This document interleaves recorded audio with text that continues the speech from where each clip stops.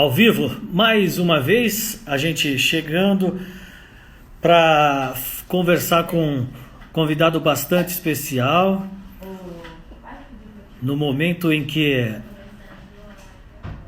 a gente vai colhendo informações, né? A Água Rasa, de onde eu falo neste momento, com viaturas de polícia passando pelas esquinas, ouvimos um tiro.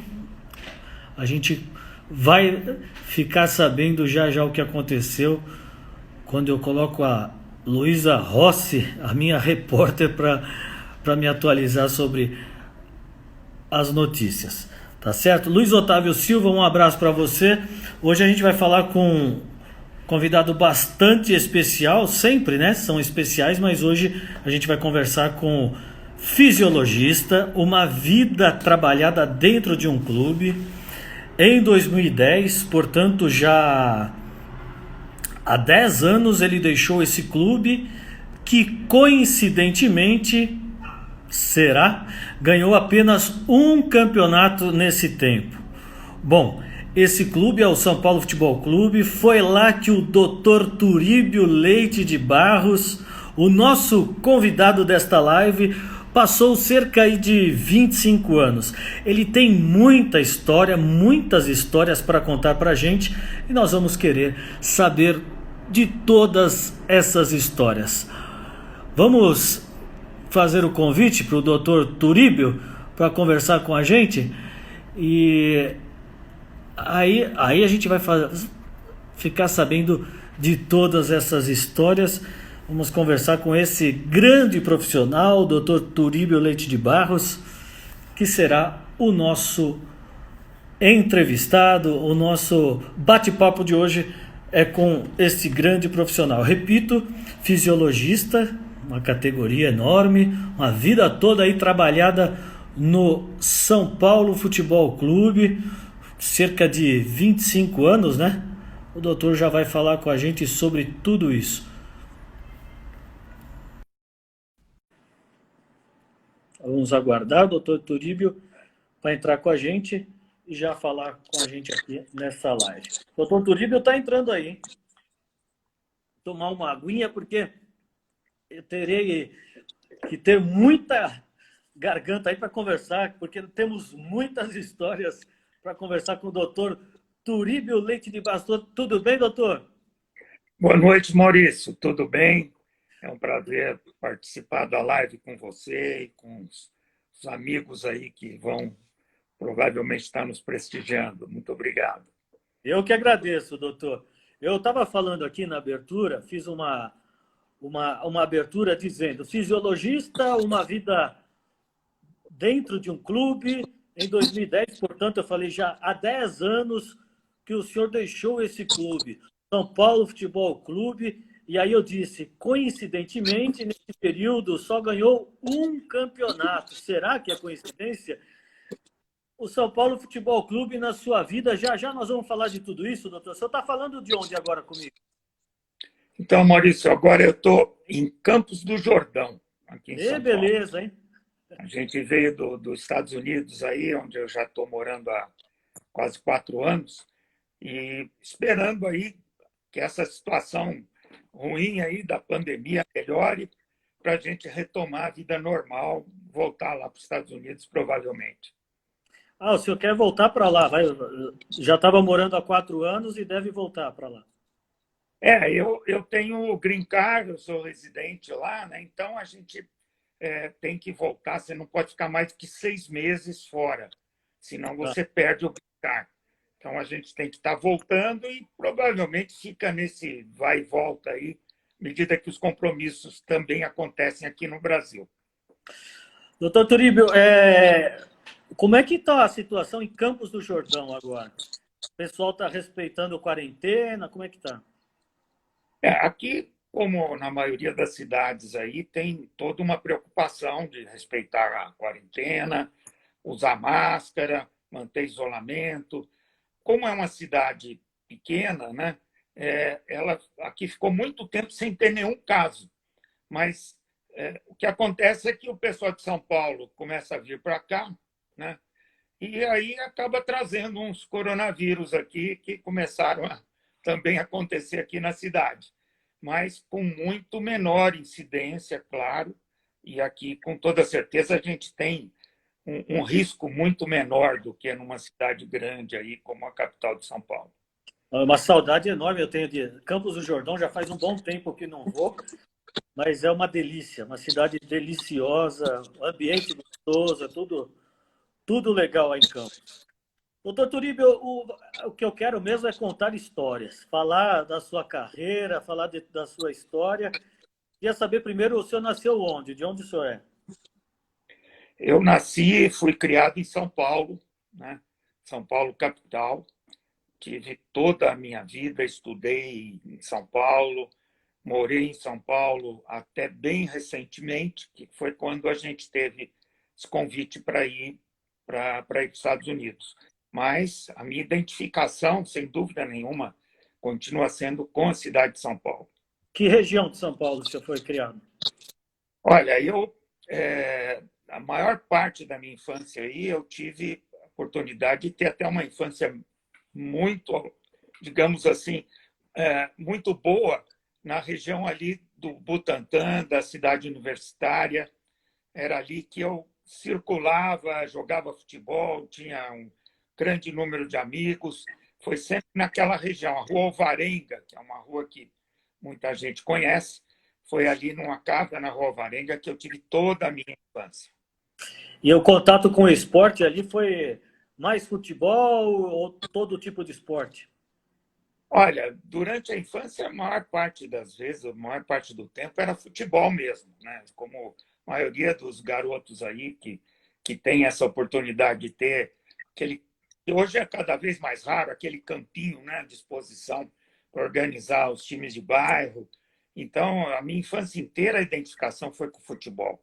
Isso até que depois, só na faculdade, que eu comecei a fazer atletismo também, comecei a competir em provas de atletismo, mas nunca deixei de jogar futebol. Depois joguei na várzea,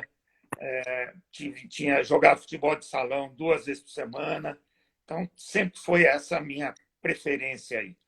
E agora, mais recentemente, quando eu vim para Campos do Jordão, que eu tive a chance também de praticar o hipismo aqui, mas não hipismo de salto, mas a cavalgada aqui, que é uma região especialmente adequada para isso. E é outra paixão que eu tenho, é montar a cavalo. Na várzea, o senhor jogou futebol de campo mesmo? Na várzea? Joguei. Eu joguei, assim, jogava toda semana, né? Lá no campo da Ponte da Vila Maria, onde tinha uma porção de campos de várzea ali. Eu jogava nos sábados de manhã, num time que era um time de uma associação dos dentistas da região. E Pô, o era senhor joga aquele esquema de jogo de várzea, né? Que no era campo do Guarani cada do Brás. é o campo do Guarani do Brás, exatamente.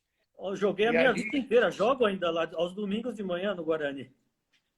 que legal. Eu joguei ali, para te ser mais preciso, foi de 1975 a mais ou menos 1980 e 80 por aí. Foram 5 anos que eu jogava ali todos os sábados de manhã. É muita coincidência. O meu pai começou lá no Guarani em 1965, por aí. O Guarani foi fundado em 52, 31 de maio de 1952. E Que aí legal. eu comecei a jogar em 87, que a gente formou nosso time. E como meu irmão entrou na live aí, tá falando 12 de outubro, eu jogava aos sábados à tarde. Era muita encrenca lá no 12 de outubro. Mas, e até hoje, pouquinho antes aí, quando parou, né, por causa dessa pandemia, todo domingo de manhã, ainda nos veteranos lá, agora já tô com cinquentinha, mas faz muita falta a bola. Nossa, eu para mim era, digamos assim, era uma necessidade esse jogo de sábado de manhã. E era aquela situação também que você sofria quando, por alguma razão, não podia jogar. Ou quando tinha um compromisso inadiável, eu estava já como estagiário aí, depois de formado lá na faculdade, lá na Escola Paulista de Medicina. Então, às vezes tinha algum compromisso que não dava para ir, que ele me estragava a semana. Se eu não jogasse no sábado de manhã, parece que ficava faltando alguma coisa a semana inteira, até poder novamente ter aquele joguinho de sábado. Exatamente, é assim que eu estou me sentindo agora. Doutor Turíbio, por que o senhor escolheu a biomedicina? Como é que foi? Eu, na verdade, eu sempre fui apaixonado por pesquisa. Então, quando eu fui fazer vestibular, eu procurei me informar qual era o curso de graduação na área da saúde que tinha maior identificação com a área de pesquisa. E eu tinha umas tias que eram professoras de biologia e de química no Colégio Santa Cruz, que eram pessoas muito influentes na minha vida, e foram elas que me indicaram o curso de biomedicina. E eu fiz o vestibular. Na verdade, eu entrei na Escola Paulista de Medicina e eu tinha nota para escolher ou o curso de medicina ou de biomedicina. Eu tinha tido uma nota no vestibular que me permitia ou fazer medicina ou fazer a biomedicina. E os 2 primeiros anos eram iguais, era um estudo, você estudava conjuntamente os alunos da medicina e da biomedicina. E aí eu tinha até também a opção de, no terceiro ano, se eu quisesse passar para a medicina. Mas eu me identifiquei tanto com aquela área, e aí eu encontrei exatamente aquela área que é a paixão da minha vida, que é a fisiologia. E foi desde aluno que eu me identifiquei com a fisiologia e adorei a possibilidade de fazer o curso para me tornar um pesquisador, que foi o que me deu base para depois ter toda uma aplicação prática daquilo que eu aprendi nos meus anos de graduação. E não me arrependo, estou muito satisfeito com a minha área de trabalho, com as possibilidades que eu encontrei. Eu acho que foi uma decisão acertada. Ô, doutor Turíbio, e para chegar no São Paulo, como é que foi o caminho para chegar como fisiologista para trabalhar lá? Foi uma situação até bem interessante. Eu tinha acabado de me formar e fui ser professor do curso de medicina da antiga OSEC, que era a Em Faculdade de Santo Amaro. Medicina lá de Santo Amaro. Inclusive, quando eu era professor lá, o Marco Aurélio Cunha foi meu aluno. Ele se formou lá na OSEC e eu dei aula de fisiologia para o Marco Aurélio Cunha. E quem era professor na época lá, era professor da cadeira de histologia, era o José Douglas da Lora. Da Lora. E eu Ele era dentista? acabei. Como? O da Lora era dentista? Era dentista e era professor de histologia. Uhum. E aí eu, como São Paulino, que sempre fui, eu, na mesma hora, me identifiquei com ele. Ele era diretor do São Paulo na época, depois veio a ser presidente, né? Uhum.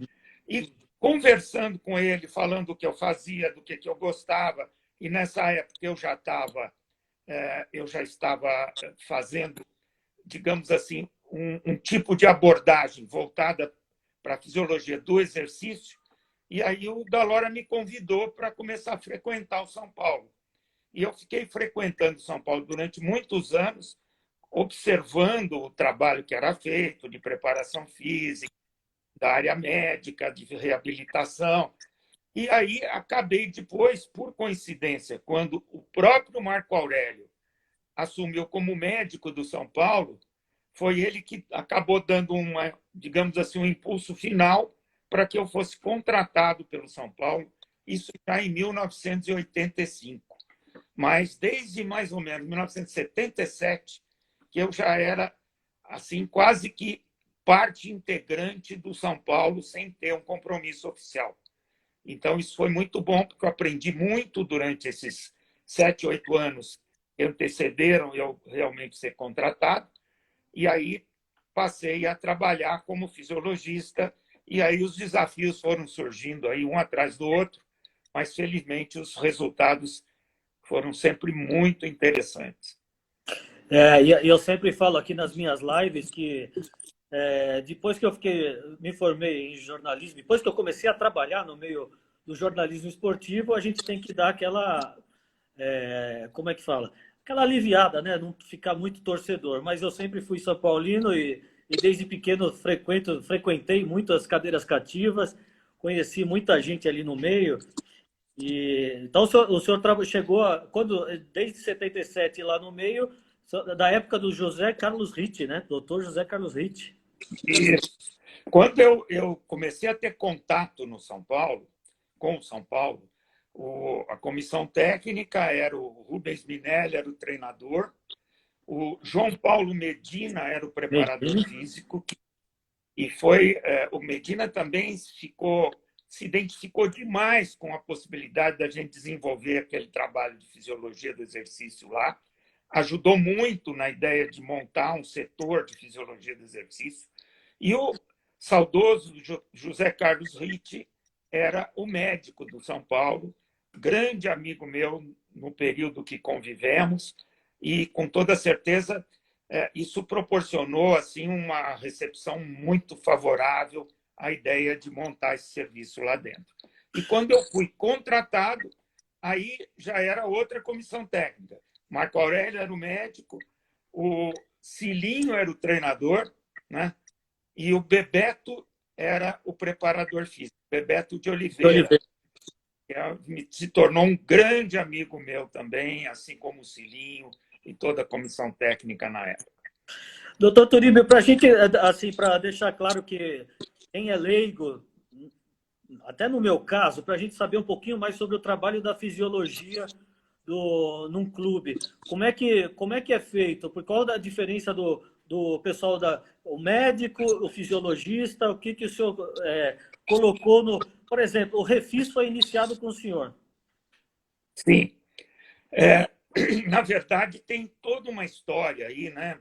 Com vários episódios interessantes aí desse período em que a gente começou a trabalhar no São Paulo. Na verdade, eu costumo dizer que o fisiologista tem que ser um profissional com uma formação acadêmica muito boa nessa área e ele tem que ser o cientista da comissão técnica. Sempre foi o entendimento que eu tive e continuo tendo a respeito dessa área da fisiologia do exercício. Porque a fisiologia é a retaguarda de diversos segmentos relacionados a uma comissão multidisciplinar. A fisiologia leva, digamos assim, a ciência para a preparação física, leva a ciência para a nutrição esportiva, para a reabilitação e até para o tratamento de determinadas lesões. E claro que o fisiologista que se torne um profissional atualizado, com conhecimento científico, com as inovações da área, ele interagindo com os profissionais dessas diferentes funções, ele vai poder proporcionar uma melhora da qualidade de trabalho de todo mundo. E, como resultado final, você ter uma melhor proposta de trabalho oferecida para o atleta. Então, na verdade, isso é a ciência do esporte. Essa é a fisiologia. É o que tem de ciência por trás de todas essas áreas. E eu sempre me dei muito bem com todos esses profissionais que eu trabalhei dessas diferentes áreas. Todo mundo que entrou e saiu na comissão técnica durante os 25 anos que eu tive lá, eu sempre tive um excelente relacionamento. Todo mundo sempre gostou muito daquilo que a gente proporcionava e eu também aprendia muito com cada um deles. Podemos dizer que São Paulo foi pioneiro na fisiologia no esporte? Com certeza, Maurício. Em 1977, quando eu comecei a ter esse contato com São Paulo, ninguém tinha a menor ideia do que era fisiologia aplicada ao esporte de alto rendimento. E eu fiz parte de um grupo na Escola Paulista de Medicina que montou lá, nessa época, o primeiro laboratório de fisiologia do exercício do Brasil. E eu fui o primeiro profissional que foi trabalhar como fisiologista no esporte, porque até então o fisiologista sempre era docente e pesquisador em universidade. E eu tive esse convite do São Paulo, por esse momento favorável que aconteceu lá, como eu contei, e, claro, a gente começou a ganhar, né? O São Paulo teve uma fase onde a gente ganhava praticamente tudo, principalmente em alguns anos lá que foram excepcionalmente muito bons. Então, curiosamente, o que aconteceu? Os outros clubes começaram também a montar esse setor de fisiologia do exercício. Mas demorou pelo menos uns 4, 5 anos ali, durante os quais só o São Paulo tinha esse trabalho, né? E depois, até curiosamente, eu recebi a solicitação de presidentes ou diretores de clube para indicar profissionais para os outros clubes. Eu indiquei o fisiologista que foi para o Palmeiras, eu indiquei o fisiologista que foi para o Corinthians, eu indiquei o fisiologista que foi para o Santos, até para clubes de outros estados. Era comum a gente receber contato pedindo: você conhece alguém que possa montar um serviço aqui no clube? E foi isso que foi acontecendo. Então, até o Sócrates, que foi um grande amigo meu e que a gente tem uma história juntos aí, que eu tenho uma enorme saudade, o Sócrates costumava dizer que a gente tinha uma máfia da fisiologia, porque todos os profissionais eram originados do mesmo grupo, que era o grupo da Escola Paulista de Medicina na época, então. Mas ele bateu muito no nosso time, né? Naquela época. O Sócrates, mas foi mais, digamos assim, um pouco antes de eu entrar lá, né? O Foi. Sócrates, felizmente, quando eu entrei, ele já não estava mais jogando no Corinthians. Então, e eu acabei convivendo muito com ele, foi depois que ele parou de jogar, né? Porque aí ele foi fazer medicina esportiva e eu sempre trabalhei ao mesmo tempo no São Paulo e na Escola Paulista de Medicina. E lá eu tinha um curso que eu coordenava, no qual o Sócrates foi aluno. E a gente tem histórias fantásticas juntos lá, quando ele começou a estudar. Eu adoro lembrar desses momentos ali, porque era um cara sensacional, era um verdadeiro indivíduo fora de série em tudo que ele fazia. Então, e quando ele morreu, eu trabalhava na rádio, na Estadão ESPN, e eu lembro que foi 2011, né? Que foi, acho que 4 de dezembro, alguma coisa assim, acho que era o último jogo do campeonato. Eu fiz até um texto que eu falava assim: Deus é tão bom que é, o Sócrates me fez sofrer muito, né? Eu tinha 12, 13 anos, 82, 83, mas depois fez o irmão dele para me dar muitas alegrias. É verdade, é verdade. Foi isso mesmo. Agora, ele nem sequer corintiano era, né? Mas foi Era quem fez santista. aí. Ele era santista, na verdade, e acabou tendo, até a gente sabe que ele quase foi para o São Paulo, né? A gente Tá. conhece aquela história que ele estava sendo negociado com o São Paulo quando o Vicente Mateus ficou sabendo e foi lá, atravessou o São Paulo e trouxe o Sócrates para o Corinthians. Aliás, falando no Sócrates, ele era uma situação muito diferente. Ele era um jogador de futebol que não era um atleta, né? Porque ele não gostava É, de fazer exercício, fumava. A gente vê. Outro dia o Sport TV até mostrou uma. Aliás, eu elogiei o pessoal lá que fez um trabalho fantástico com o Botafogo de Ribeirão e mostrando Sócrates fumando, um cara que sempre gostou de tomar, mas jogava demais. Como é que ele conseguia isso, doutor? pois é, ele sempre falava, eu não sou um atleta, eu sou um jogador de futebol. E ele reconhecia as limitações dele, né? Do ponto de vista físico. Também não era, digamos assim, a identificação dele com a parte física, né? Ele tinha um talento tão grande que ele conseguia, digamos assim, superar a deficiência física que ele tinha. Ele tinha uma estrutura física até muito mais fraca que a maioria dos jogadores, mas ele tinha uma estatura elevada, né? Tinha uma inteligência fora do comum e ele compensava uma eventual deficiência física com um talento, com uma técnica que, para em muitas situações, a gente nunca mais viu nenhum jogador fazer o que ele fez, né? Colocar um companheiro na cara do gol com um toque de calcanhar de 20 metros de distância, né? A gente cansou de ver ele fazer isso, e isso até hoje eu não vi nenhum outro jogador fazer. Eu vou aproveitar até o gancho, doutor Toribio, porque hoje a preparação física é muito diferente daquela época. Eu não sei se o Sócrates, talvez ele fosse um cara mais preparado para a época de hoje, mas o que eu quero falar é sobre um outro talento que muita gente mete o pau, um cara que foi é, massacrado por muitos na imprensa, falando que acabou o futebol dele, que é o Ganso, Paulo Henrique Ganso. O que o senhor acha do futebol do Ganso, se ele ainda consegue jogar? Porque muita gente critica e eu acho que ele tem todo o talento, é diferenciado. O Ganso, de fato, é bem isso que você comentou, né? Ele é um jogador fora de série do ponto de vista da técnica que ele tem, né? Agora, a gente sempre fica mesmo com aquela sensação que falta alguma coisa para o Ganso, né?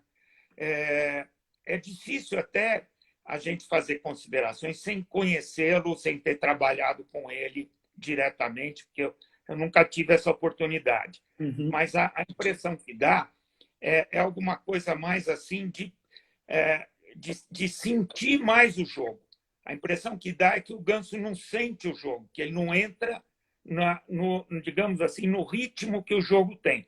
Ele dá um passe excepcional e, ao invés dele acompanhar a jogada para eventualmente até ser alguém capaz de concluir a jogada, ele para no ponto que ele fez aquele passe e não acompanha tanto mais o jogo. Não me parece ser deficiência física, porque ele é um atleta que, pelo que eu lembro, nunca teve nenhum problema físico mais sério, é um jovem ainda, ou sempre, na época, inclusive, que ele começou, ele sempre teve juventude para jogar muito mais, mas a impressão que dá é que falta alguma coisa. Parece que falta um treinador na carreira do Ganso que consiga fazer com que ele realmente seja um jogador mais completo do que é. Porque hoje em dia não cabe mais o atleta que é tecnicamente excepcional, mas que não acompanha o ritmo do jogo como o futebol moderno exige. Perfeitamente. Doutor Turíbio, muitos anos dentro de um clube vencedor, praticamente só coisas boas no São Paulo. Momento mais triste, eu acho que a gente pode eliminar aí o momento da demissão. Antes disso, qual o momento que o senhor mais sentiu, que pesou no São Paulo, mais tristeza? Olha, claro que o futebol é sempre uma sucessão de grandes alegrias e algumas grandes tristezas, né? Eu tive muito mais alegrias na vida inteira no São Paulo, e decepção eu tive uma só, que foi quando, infelizmente, eu fui demitido do clube sem entender até hoje o porquê. E até hoje nunca ninguém me explicou a razão daquilo. Eu só posso entender que tinham motivos que não vieram aí à tona, ninguém consegue também, nem até hoje, me explicar por quê. Mas tristeza no futebol, no São Paulo, propriamente dito, a gente sempre lembra de alguma, né? Para mim, um momento mais duro, mais triste, vamos dizer assim, foi perder a chance de ganhar a terceira Libertadores seguida, que foi em 94, né? Quando a gente perdeu no Morumbi na decisão de pênaltis, né? E aquilo, para mim, me marcou muito, porque eu acho que até hoje não teria e nem vai ter mais quem consiga ganhar 3 Libertadores seguidas. A gente ganhou 3 campeonatos brasileiros seguidos, mas 3 Libertadores seguidas, eu acho que seria uma coisa que ia ficar para o resto da vida. Apesar de que o bicampeonato já foi uma grande conquista, né? Mas aquele pênalti, aquela disputa de pênalti que eu assisti dentro do campo, de trás do gol, me marcou muito, e eu me lembro do ambiente de vestiário depois daquele resultado que ninguém esperava ter. Era uma das coisas mais tristes que eu já vi em todos os 25 anos que eu tive lá.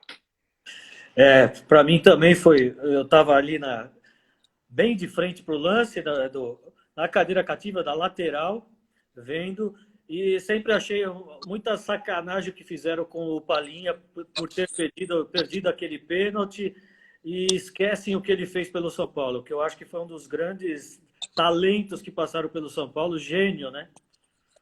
Com certeza. E o Palinha, eu tenho uma amizade com ele, que é um dos ex-atletas com quem eu trabalhei, que eu tenho mais amizade até hoje, né?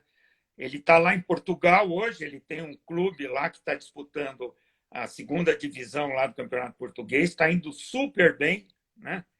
E além de ter estado lá em Boston, onde ele participou da fundação do Boston City, que é um outro time de futebol formado por um empresário brasileiro. Encontrei com ele em Boston, tive com ele outras vezes também lá na Flórida, e adoro o Palinha. E aquele momento do pênalti lá que ele perdeu, para ele também, coitado, foi talvez um ponto mais traumático de toda a carreira. E como você falou, ele não merecia isso, né? E tem até um pessoal fazendo comentário aí que eu até concordo, não era para ele ter sido o primeiro batedor de pênalti naquele jogo. Acho que foi um erro do Tele até ali, com toda a competência que ele tinha, mas acho que ele não captou o momento emocional do Palinha ali, que não era o ideal para ter batido o primeiro pênalti. E tem até uma particularidade nesse momento ali, que eu estava atrás do gol, eu ouvi isso. O goleiro era o Chilavert. Chilavert, Paraguai. E o Chilavert tentava intimidar o batedor de pênalti. E eu me lembro muito bem que ele chegou para o Palinha e falou: você vai bater no canto esquerdo e eu vou pegar. O Palinha ia bater no canto esquerdo. Então, quando o Chilavert falou aquilo, ele deu uma balada, assim, e qualquer um no lugar dele sentiria isso também.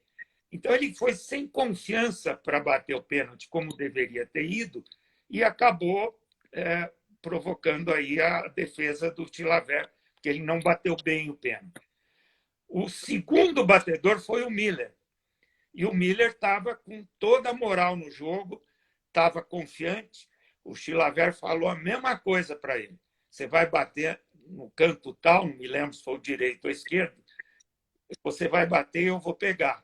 O Miller encarou ele de frente e falou: eu vou bater lá mesmo e você não vai pegar. E bateu ali, fez o gol e tirou sarro do Chilavert depois.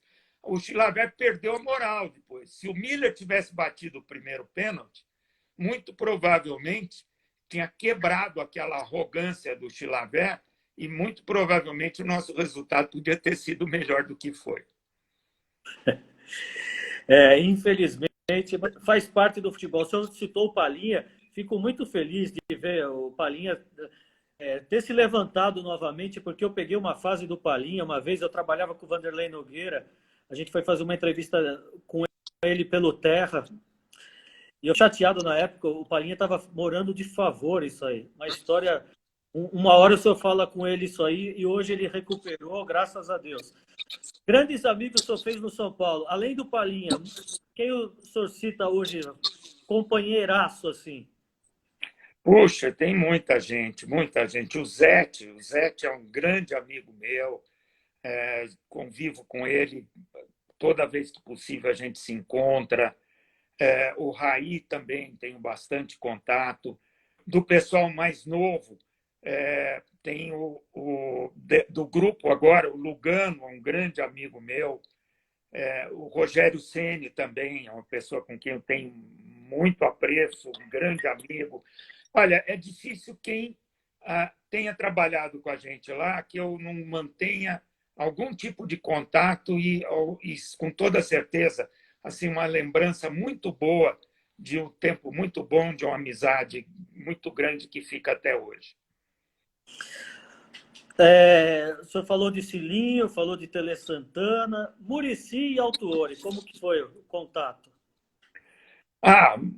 Muito bom. O Autuori, eu tive aí a satisfação de estar com ele durante a conquista última maior do São Paulo, que foi a Libertadores e que foi o Mundial de 2005. Então, foi um momento muito bom. Tenho também uma amizade muito grande com o Bocoautuori, já encontrei com ele outras vezes. A gente sempre sente aí uma saudade muito grande daquele tempo. E o Muricy é um grande amigo. O Muricy, inclusive, hoje ele é muito amigo do meu filho também, que é o atual fisiologista do São Paulo, né? E até por estreitar essa relação do Muricy com meu filho, eu acabei tendo mais um motivo para gostar mais ainda dele, que é uma pessoa excepcional. Adoro o Muricy também. Seu filho é Luiz Fernando? Isso, é o Luiz Fernando. Luiz Fernando de Barros. Até já vou aproveitar então, mudando diretoria no final do ano, eleições. O senhor está morando nos Estados Unidos, de repente vem um convite para trabalhar com o filho e voltar para o São Paulo. E aí? Muito provavelmente eu vou aceitar. Vou dar um jeito de aceitar, porque, é claro, a gente não consegue deixar de lado assim, a vontade de voltar a ter aquele contato direto com, digamos assim, com o ambiente, com o clube, que para mim representou quase metade da minha vida em tempos que eu trabalhei lá, ou seja, os 25 anos aí foram realmente um período que eu não vou esquecer nunca. Então, a possibilidade de, eventualmente, voltar a ter um envolvimento profissional com o São Paulo é alguma coisa que, com toda certeza, eu gostaria muito de poder ter.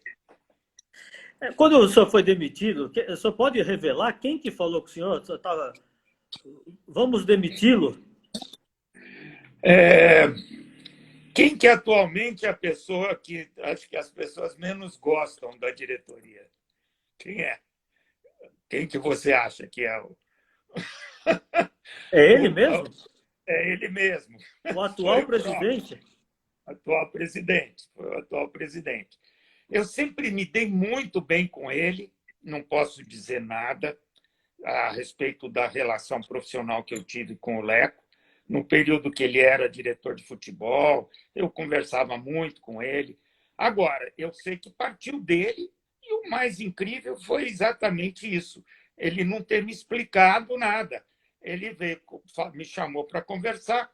A gente estava, nesse dia, eu lembro muito bem, nós íamos jogar o jogo de volta contra o Internacional, se não me engano, já na semifinal da Libertadores, ou Sim. alguma coisa assim.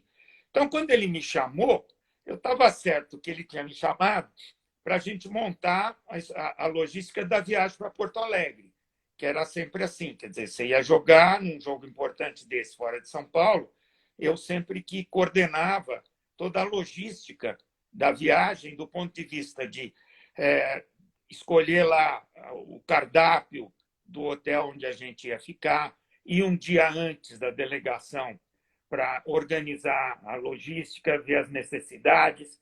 Então, estava certo que ele estava me chamando exatamente para conversar sobre isso. A gente ia jogar lá, um jogo importante, a gente podia ir para uma final de Libertadores, mais uma vez, em 2010. E aí, quando eu entrei na sala dele, ele simplesmente me falou: olha, a gente agradece muito todo o trabalho que você fez aqui, sempre gostando muito de você, mas a gente está fazendo uma reformulação. Então, eu queria te comunicar que, a partir de hoje, a gente não vai mais contar com o seu trabalho. Para mim, foi um susto ali. Eu não tinha a menor expectativa de ter aquela notícia naquele momento. E aconteceu, vai fazer o quê? A vida passa, né? Dali eu acabei não trabalhando com, apesar de ter recebido proposta de outros clubes, até clube grande aqui de São Paulo, eu sempre tive um carimbo do São Paulo na testa, e até hoje eu tenho, né? Não aparece, mas está aí. Então, para mim, era difícil me imaginar trabalhando num adversário, aí, Um rival, né? em algum time que fosse contra o São Paulo. Então, eu recusei convite de clube grande aqui de São Paulo, preferi não trabalhar mais com futebol e fui trabalhar no Clube Pinheiros. Fiquei lá 2 anos no Clube Pinheiros como responsável pela área de fisiologia do exercício do esporte de alto rendimento lá do Pinheiros. E logo em seguida eu tive o convite para ir para os Estados Unidos e acabei ficando esses últimos 4 anos lá. Então, foi realmente aí um momento lá que eu não gosto nem de lembrar, mas foi assim que aconteceu. O Ivan Rocha entrou aí com a gente também, grande zagueiro do São Paulo, mas Esse foi meu jogador. Você é grande amigo. Se é o Ivan que eu estou pensando, é ele acho que mesmo. é. Oi, Ivan. Prazer estar em contato com você, Ivan. Pô, temos grandes momentos que vivemos juntos também aí. Um grande abraço para você. O Ivan virou empresário de jogadores. O Ivan tem grandes atletas aí. Eu acompanho, a gente acompanha pelo Instagram, né? Eu acompanho e fico satisfeito de ver que ele está formando aí muitos atletas, grandes jogadores. Isso aí é uma satisfação muito grande. O orgulho de ser seu amigo é meu, viu, Ivan? Muito obrigado. Que legal. O doutor Turíbio é muito querido por muitos jogadores, muita gente, né? Desde que o senhor saiu do São Paulo, as pessoas, torcedores, sempre falam que acabaram com a comissão técnica. Isso aí é uma coisa. Assim, o São Paulo, depois disso, de muitos anos sem ganhar nada, a torcida sofrida. Agora, vamos falar de coisa boa. Um momento especial que o senhor dá para escolher? O senhor teve lá em Libertadores, 92, 93, Mundiais. Qual foi aquele, o mais especial? Vamos escolher um. Olha, eu acho que o mais especial foi. Acho que tem dois, eu diria que são dois momentos. Primeiro, foi a primeira Libertadores que a gente ganhou, em 92. Aquele jogo. 17 de junho de 92. Aquele jogo foi especial e aquele grupo também era especial. Era um grupo que a gente tinha certeza que ia ganhar tudo que ganhou, porque eram atletas excepcionais como atletas, como seres humanos.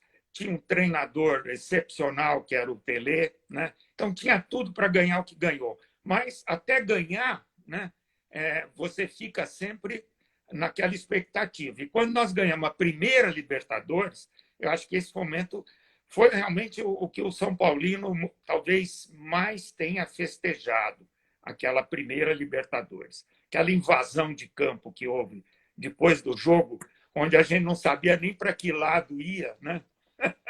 Até o Marcelo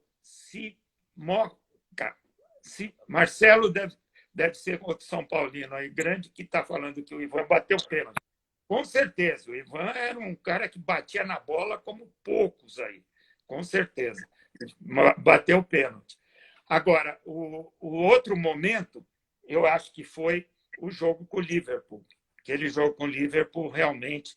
E aquela chegada do São Paulo na cidade, quando a gente voltou do Japão com o título mundial, aquela recepção que teve em São Paulo, a cidade literalmente parou.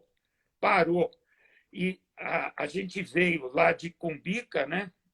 De Cumbica, não, desculpe, de Guarulhos. A gente veio de Guarulhos até o Morumbi, num trio elétrico, um trajeto que deve ter durado umas 4 ou 5 horas, e não tinha lugar por onde a gente passasse que não tivesse uma multidão enorme recepcionando dos dois lados por onde esse trio elétrico passava. Então, aquilo foi realmente uma coisa sem igual. Nem Corinthians, quando ganhou, nem seleção brasileira, quando chegou, nada igual. Aquela recepção foi fora do comum. E o jogo também foi de uma emoção tremenda, né? A gente, no final ali, literalmente rezava para continuar 1-0, o Liverpool pressionando. foi realmente uma coisa assim fora do comum, e acho que foi um momento, foi o auge ali, talvez, do futebol nessa década que a gente vivenciou. Doutor Turibio, um dia desses, o senhor até postou, acho que no Instagram, falando mostrando uma reportagem do Tuca Pereira de Queiroz, né? Da, E falando, a reportagem falava sobre o Kaká. Como é que foi a preparação do Kaká para virar o que ele virou? Isso, vocês já tinham noção do que era do talento do Kaká? Porque quando ele chegou assim para aquele jogo contra o Botafogo, dia 7 de março de 2001, no Morumbi, que São Paulo ganhou o Rio São Paulo, ele não parecia tão. Lógico, ele entrou, fez 2 gols, batia na bola diferente, mas era um menino que ficava no banco, Copa São Paulo, banco. nem Como é foi que era o Kaká? titular. O Kaká, todo mundo até, acho que a maioria das pessoas sabe qual foi a vivência do Kaká nesse período. Aquela reportagem que eu coloquei no Instagram, que você citou, foi uma matéria mesmo que feita pelo saudoso Tuca de Queiroz, que faleceu alguns anos depois daquela matéria, né? Ele E ali, faleceu em 90, na Copa de 98. é, então, foi um 98, então foi um ano depois, porque aquela matéria é de 97. Ele é pai de uma grande amiga minha, Manu Pereira de Queiroz, que eu trabalhei com ela na ESPN. Era um grande jornalista. E ali o que aconteceu foi muito interessante, porque o Tuca, logicamente orientado pela editoria de esportes do Estadão, foi buscar no São Paulo um exemplo de um garoto que fosse, digamos assim, apostado como o craque do século XXI. Nós estávamos no fim do século XX ali, né? 1997. Então, eles queriam encontrar, bom, quem seria o craque do século XXI. Foram buscar no São Paulo e o pessoal da base indicou o Kaká, que na época tinha 15 anos, né? 14 para 15 anos, se não me engano. E ele era o que na foto ali da matéria a gente percebe. Ele mesmo diz, eu era um ratinho, né? Ele era baixinho e magrinho, né? E quando ele foi fazer aquela matéria, foi uma coisa assim premonitória, né? Nossa, Porque ele não impressionante. podia imaginar que aquele garotinho ali, mais baixo, mais magro e mais fraco do que todo mundo da mesma idade, viesse a ser, depois de alguns anos, o melhor jogador do mundo, né? E quando ele chegou lá, ele chegou com o pai e com a mãe e foram me procurar no CT do profissional. E até a primeira questão que a gente abordou depois que foi feito o material lá para a matéria do Estadão foi a expressão do pai e da mãe dizendo que eles estavam muito preocupados porque ele não crescia e estavam querendo fazer um tratamento com hormônio para ele para crescer. Mas aí, poxa, qualquer pessoa de bom senso olha para o pai do Kaká e para a mãe do Kaká, que são até hoje meus grandes amigos. O Bosco, que é o O pai, Bosco. o Bosco tem 1,92 m, né? É. A Simone, que é a mãe, tem uma estatura maior ainda do que a grande média das mulheres. A Simone deve ter 1,70 m e pouco, quase 1,75 m. Então, você vê um pai com 1,92 m, uma mãe com 1,75 m, você fala, pô, vocês só se não se acreditar em genética. Quer dizer, se você não acredita em genética, tudo bem, mas se existe genética, esse menino vai crescer, é claro. Não pode dar hormônio. E a gente não deixou que ele fizesse tratamento com hormônio. E aí ele foi crescendo numa fase mais, digamos assim, atrasada em relação aos garotos da mesma idade, mas cresceu e, a partir dali, a gente acompanhou o desenvolvimento dele. Quando ele foi integrado ao profissional, ele já tinha crescido, ele já tinha perto de 1,80 m, ou até talvez um pouco mais, mas ele era magrinho, né? Eu costumo dizer que ele parecia um cotonete, era alto e magrinho. E aí a gente fez um trabalho com ele a partir daquela fase, porque você não pode desenvolver musculatura de forma mais agressiva antes de terminar a fase de crescimento. como ele já tinha crescido, aí era a hora de fazer um fortalecimento. Então, ele fez de 2001 a 2003, um pouco menos que isso, durante 1 ano e meio, ele fez um trabalho conosco lá, já no CT do profissional, com suplementos nutricionais, com fortalecimento, com um trabalho específico para ele, e ele ganhou 10 quilos de massa muscular em 1 ano e meio. E aí ele adquiriu o físico que ele tem até hoje. O Kaká saiu de São Paulo para o Milan com o físico que ele tem até hoje. A mesma estatura, o mesmo peso, e ele nunca alterou isso. É curioso, porque você vê o Kaká, ele ainda é igualzinho, mesmo tendo parado de jogar, ele tem o mesmo físico, tem a mesma estrutura física. Então, isso criou um vínculo realmente com ele muito grande. A gente é muito amigo, a gente tem um pleito assim de amizade, de identificação com ele, com a família, muito grande até hoje. E ele é um cara excepcional, como atleta e como ser humano, como toda a família dele é. Quem sabe o doutor Turíbio me ajuda a fazer uma live com o Kaká. Aí É, eu fiz uma live com ele aí, não faz muito tempo, mas a gente sabe, né, que o Kaká, ele compromisso. ainda hoje, ele é tão assediado para eventos, para matérias, para as coisas, que a gente até tem que entender quando tem uma certa dificuldade, né? Porque Claro. realmente, se ele for aceitar todos os convites que ele recebe, acho que ele não faz outra coisa. Mas, olha, Maurício, ele é muito boa pessoa, você sabe disso, né? E eu tenho certeza que, chegando aí no momento certo, um convite, ele vai considerar com todo carinho. Legal. Aliás, eu tenho uma foto com o Kaká, eu, Vanderlei Nogueira, o Kaká e o Juca Pacheco, o Kaká menininho ainda ali na frente do CT. A gente foi fazer uma matéria lá com ele, sentadinho ali. Eu tenho uma foto guardada. Doutor Turíbio, como é que o senhor acha que vai voltar o futebol? Porque a minha grande preocupação é com a preparação física mesmo dos atletas. Você acha que é normal esse tempo em casa? Não dá para se preparar como se prepara num campo. Como é que vão voltar? Não dá. Eu acho que agora, né, a gente está vendo aí vários clubes, a maioria dos clubes estão voltando ao treinamento, né?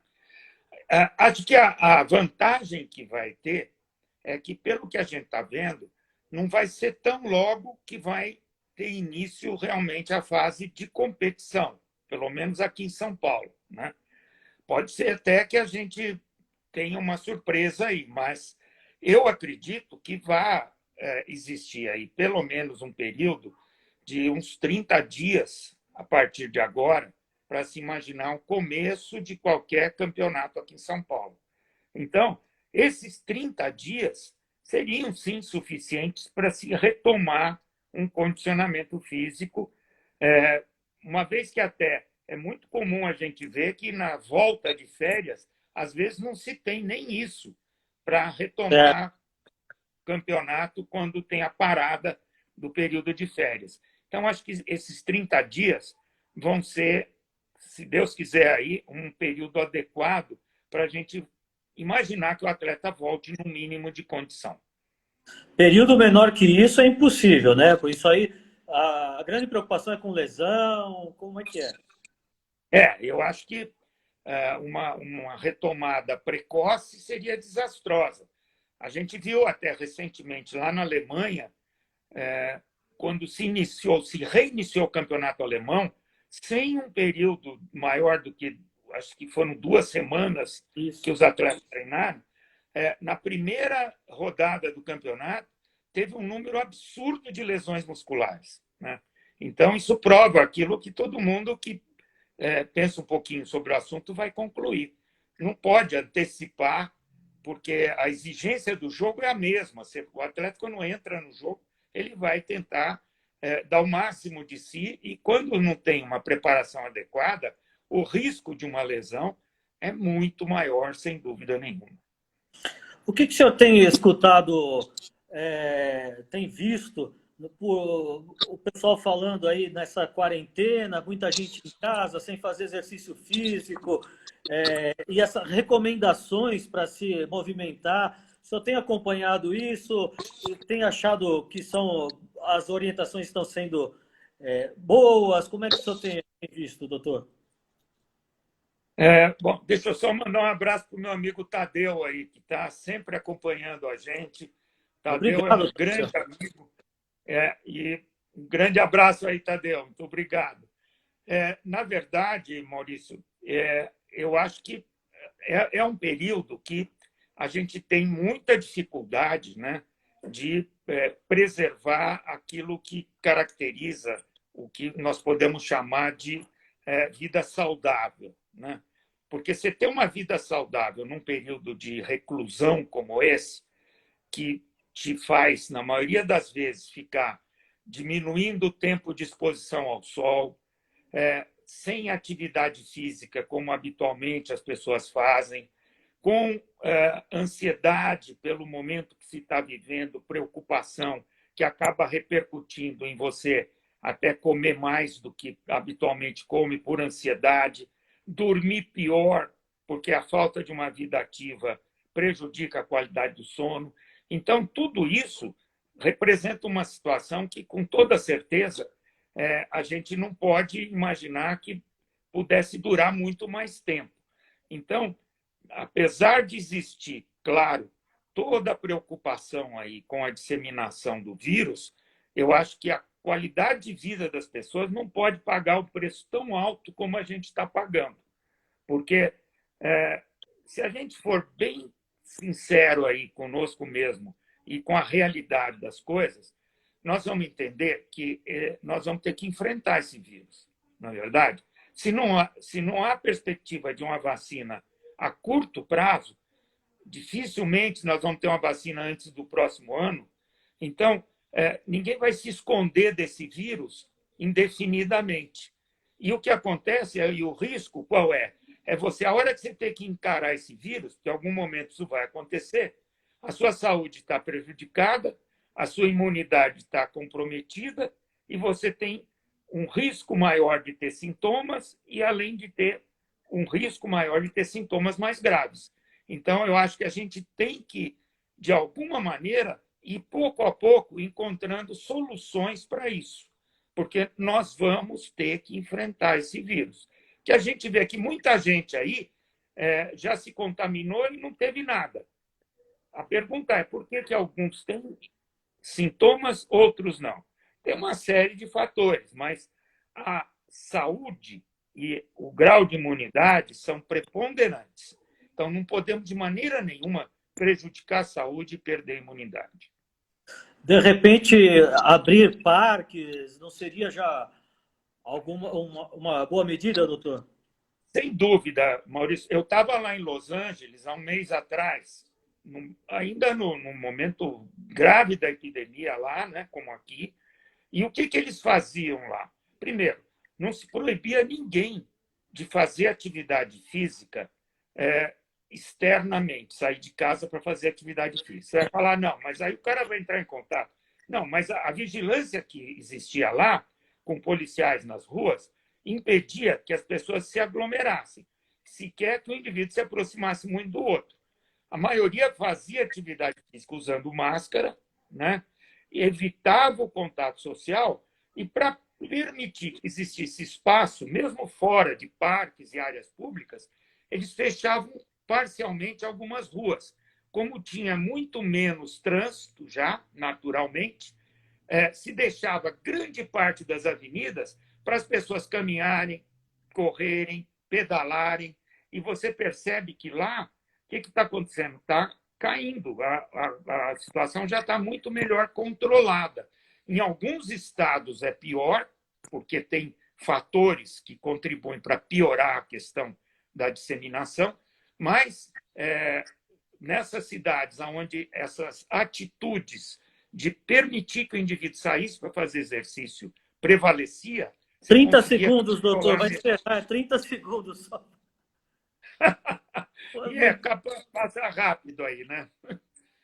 Mas tudo bem. Eu estou muito contente de ter participado. É sempre muito bom conversar sobre esse assunto que a gente gosta. Fico muito contente com o teu convite aí e com a participação dos amigos. Muito obrigado. Um abração, doutor Turíbio. Abraço para você também. Saudações tricolores.